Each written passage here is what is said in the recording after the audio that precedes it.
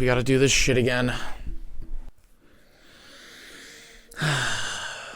Well, 1 year ago, I was lighting a candle in celebration. I wish I had a candle right now, because I could be lighting it to signify the death of the 2024 season for the Chiefs. But overall, first of all, welcome back to the First Goal Podcast. I'm your host, Sam Gold, and this is going to be a tough one today. Because not only since the start of this podcast, which, mind you, was in 2020. I know the start of the video podcast was last season, but I've been doing this for a while now. And it's safe to say, and I've been saying this even before we lost this game, I have been spoiled to death. So, it's not so much I'm angry.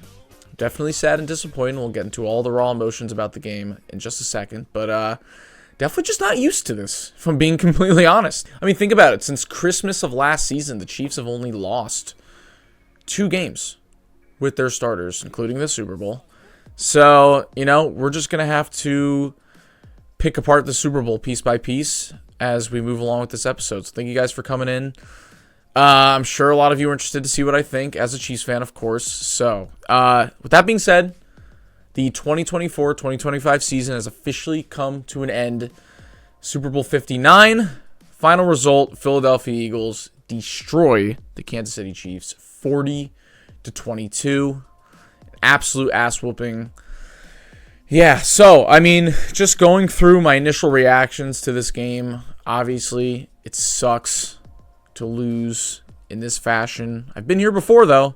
Chiefs lost to the Bucks in the Super Bowl just a few years back, you know, just in a similar blowout. If I had to compare the two games, pretty much the same exact feeling I felt right after that one.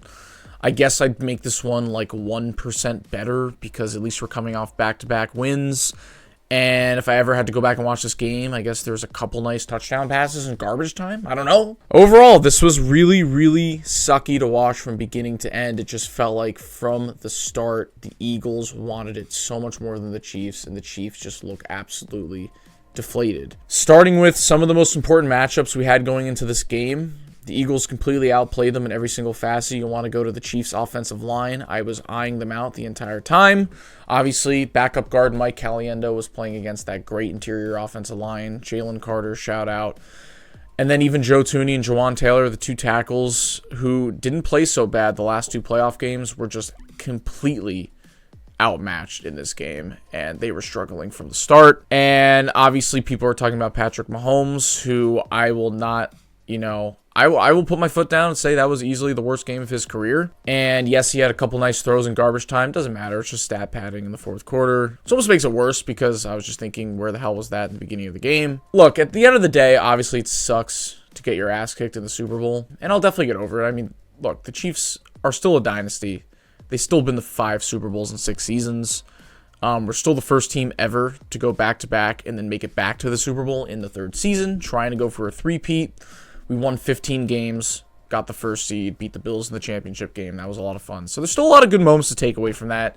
And when I look back at the 2020 season, where we lost in the Super Bowl in a similar way, I still look back at that season pretty fondly. So all I can hope right now, even though this sucks to feel this way right now, is that I can look back in a few years and still look at the 2024 season as a good one. Going back to Mahomes, he had a 1 quarterback rating. That's the worst possible rating a quarterback could possibly have. He has the 2nd worst QBR since they've been tracking that stat in Super Bowl history with an 11 overall. He literally had no opportunities to do anything with the offensive line. And then when he did actually get out in space and try to make a play, he just made these mind-boggling throws. Some of them were too low, like that one to Kelsey on 3rd down.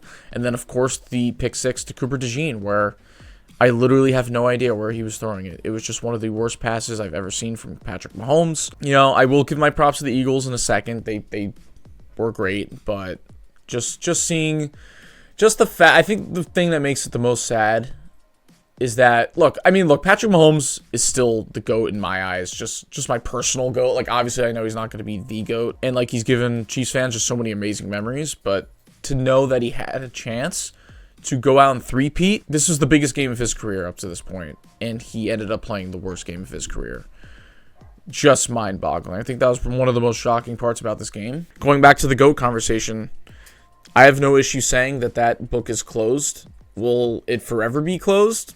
I don't know. Look, Mahomes could have 15 years left of his career, and he can go out and win 8 Super Bowls, or maybe somehow three-peat. You know what I mean? But for now, that conversation's closed for at least 3 to 5 years. We don't have to look back at that anymore. He's still one of the greatest quarterbacks I've ever seen. But that game is definitely going to be a huge stain on his legacy, unfortunately, and that sucks. I mean, there's really no positives from this Chiefs game. The only player I can truly say played his heart out and was really, really good in this game, funny enough, was rookie Xavier Worthy, who had like 160 yards and 2 touchdowns on 8 catches. So props to him. Like, I'm excited to see what he does next season. We'll talk a lot more about him and other pieces this coming off season. But yeah, I mean, it just sucks to sit through that entire game and just know, yeah, there really was no chance that entire time.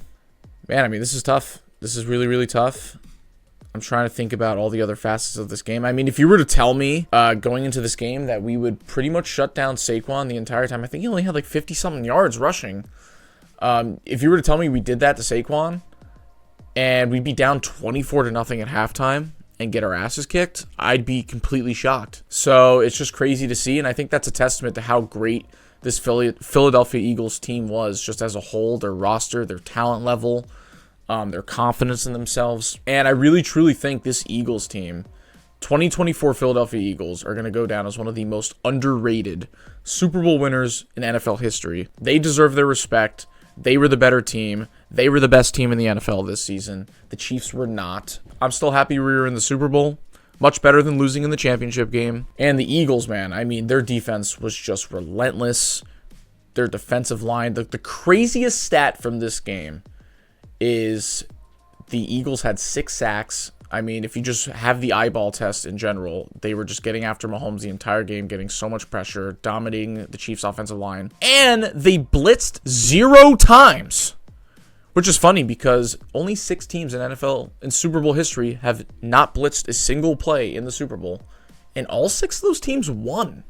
So that's kind of a weird stat, and the Eagles come right along. Vic Fangio, first time he gets his win against Patrick Mahomes, he breaks that curse. The Eagles also broke the curse of Super Bowl rematches, where the team that lost the first time also loses the second time. This time, the Eagles evened it up. They got their revenge, so props to them. And then you flip it to one of the storylines I talked about last week, which is Howie Roseman and how those pieces that he put together over the last few years, look, everybody knows he's been making great moves in the offseason, but would it finally amount to a Lombardi trophy? And yes, they did. Jalen Carter was amazing. Cooper DeJean obviously had the pick 6. Look, even Saquon Barkley, like, he didn't have a great game, but the fact that the rest of the team, Zach Bond had that interception. Jalen Hurts obviously won Super Bowl MVP. You want to talk about Jalen Hurts? I think it's kind of stupid now to say that he's not a top 5 quarterback, because in 4 years that he's been starting, he's made it to 2 Super Bowls. He's made the playoffs every single season. He has a Super Bowl ring and a Super Bowl MVP now. So the conversation's over. I think it's extremely, extremely obvious what the top 5 quarterbacks in the NFL is now. It's Hurts, Burrow, Allen, Mahomes, Jackson. There you go. That's the top 5. Not in order, but that's the top 5. I mean, Eagles fans got to be excited. They earned a lot of respect that maybe they weren't getting throughout the last couple of seasons, especially Jalen Hurts, like I just said, and then Nick Sirianni as well. I mean, people know it. I got egg on my face right now because I was one of the #1 proponents of saying that, look, the Eagles are good and all, but I just don't trust Nick Sirianni in big moments, and I felt that way going into this game. I didn't think the person standing in the way of a Chiefs three-peat would be Nick Sirianni. And he's proven himself to be one of the best coaches in the NFL, even if he has some weird attitude problems occasionally. It doesn't matter. I mean, he proved all of us wrong, and Eagles fans could take laps all they want. They deserve it. Sucks to say, but yeah, that's the reality. And you can't stray away from reality. And look, man, like, this game just sucked to watch. And I mean, just all the doubts that the Eagles had this entire season just go to wash. And I think if you're looking ahead at the Eagles' future, it's a bright one. If you want to talk about both of these franchises, they're in very different spots. I mean, obviously the Chiefs still have the stability of having Patrick Mahomes and Andy Reid and Steve Spagnuolo and Chris Jones. We'll see obviously what happens with Travis Kelce. That could have been his final game, which obviously is really sad. I think it's really interesting to look at these two teams together because You might see the Eagles and be like, wow, they have such a talented roster. How are they going to keep this up? How are they going to pay all these players? Well, if you don't remember, I mean, if you list off just some of these players, these are some of the players that they've already paid and don't need to pay right now. Saquon, A.J. Brown, Jalen Hurts, Jalen Carter, Cooper DeJean, Quinyon Mitchell, Zach Bond. Like, these are all these marquee players that the Eagles have had this season specifically, and they don't have to pay them yet. So you're looking at the Eagles, and they could absolutely come right back to this spot next year and win it again. And that's just a testament to how successful this team has been creating this roster, bouncing back after a terrible ending to last season. So all the props in the world to the Eagles. Eagles fans watching, I know you're going to want to take victory laps. Go ahead. It's fine. I understand. Shout out Mullet Daddy. I'm sure you're ecstatic. A nice thing. I know I rag on Eagles fans a lot, and yes, they do deserve it sometimes. Okay, you can't deny that. But as we look ahead to next season, it's going to be tough for the Chiefs. I actually have a screenshot here of the free agents that the Chiefs have going into next season. We'll talk much more about it as the offseason goes on, but I just want to mention this because this is tough. Here are the free agents that they rather have to re-sign and pay or let go for this offseason. Justin Reed, DeAndre Hopkins, Charles Omenihu, Hollywood Brown, Nick Bolton, Trey Smith, Justin Watson, Tershawn Wharton, Derek Nottie, Samaje Perine, James Winchester, Kareem Hunt, Juju Smith-Schuster, Mike Pinnell, McCole Hardman, Matt Araiza. And that's not mentioning the fact that we can extend Creed Humphrey, Trent McDuffie, and George Karlaftis if we really want to on their contracts coming up. So this is really, really, really tough. Brett Veach, our GM, has so much on his hands to go this offseason. I think that Patrick Mahomes, if he's looking ahead at this offseason, he's got to realize, like, still got to have the confidence in himself, of course. He's one of the best quarterbacks in the world. But it feels like with some of these defensive schemes, especially the ones that Vic Fangio puts out onto Patrick Mahomes that he struggles with, like, the league is starting to catch up with him a little bit. And there has to be a shift somewhere. If that means making our defense a little bit weaker to bring back more confidence for Patrick Mahomes to start having a high-flying offense, maybe bring back another weapon, build up that offensive line, give him more confidence, that might be something that has to happen. I don't know where we're going to get the money from it, but there's going to be a lot of retooling this offseason. It's going to be very interesting to see what happens. So, yeah, it sucks that a three-peat couldn't help. Those worries going into this offseason, but that's the reality. Comment down below what you would rate the Super Bowl out of 10. I know we do our Super Bowl rankings. I think objectively, take away being a fan of the Chiefs or Eagles, it was a pretty shitty Super Bowl. I mean, it was a blowout, so not really great. Halftime show as well, you can comment down below.